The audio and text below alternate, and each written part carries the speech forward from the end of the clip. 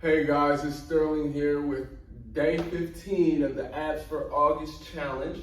And today we are going to do the tabletop crunches. Okay? All you need is a mat or something soft that you can lay on.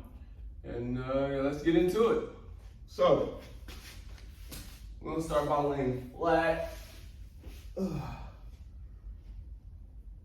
then we are going to bring our legs up like we're jumping except laying down, if that makes sense. Have your legs, make sure they're in a 90-degree angle.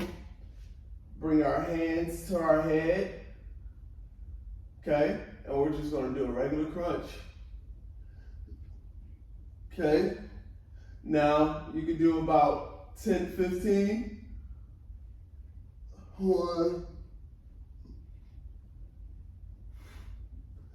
And it's just that simple, and it's basically like doing a regular crunch with your feet up.